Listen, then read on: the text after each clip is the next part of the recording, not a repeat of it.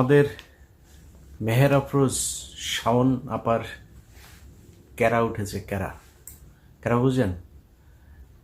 যৌবনে 60 বছরের এক ব্যাটারে জমি জায়গার লোভে বিয়ে করলে ক্যারা তো থাকবেই।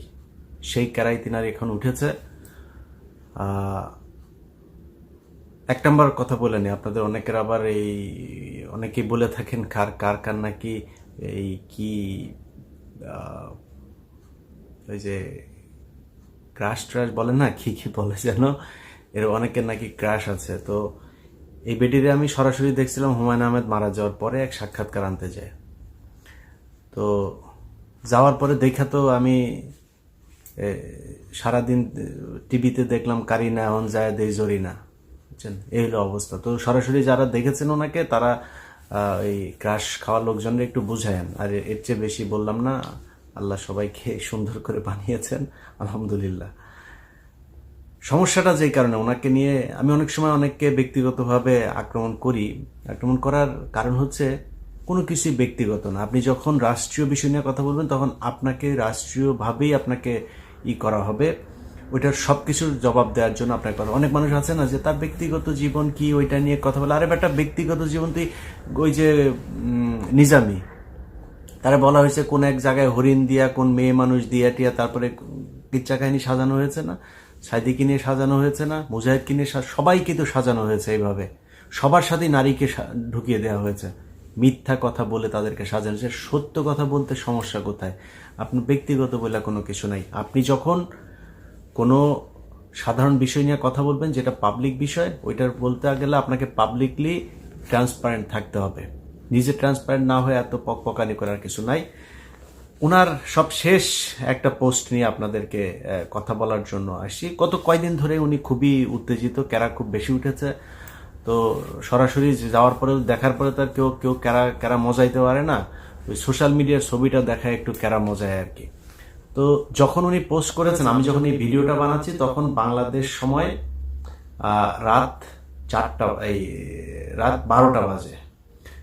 তো এই যে পোস্ট করেছেন, পোস্ট করার পরে তিনি সেখানে রাসেলের প্রতি তার একটু দরদ উঠেছে। রাসেলের 60তম আপনার জন্মদিনে উনি খুব আবেগঘন এক করেছেন। তো 60 বছরের মানুষের প্রতি কিন্তু আবার শাওন আপার একটা আলাদা ধরনের একটা আকর্ষণ আছে, এটা আপনারা জানেন সবাই। হ্যাঁ, তো সেই আকর্ষণটা যদিও জানি না আসল আকর্ষণ নাকি জমি জায়গার জন্য আকর্ষণ, সেটা বলা মুশকিল।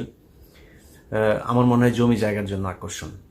কারণ হুমায়ুন আহমেদ যখন মারা যাওয়ার সময় শাওন আপা মাজার ভাইয়ের সাথে যায় হোটেলে ছিলেন।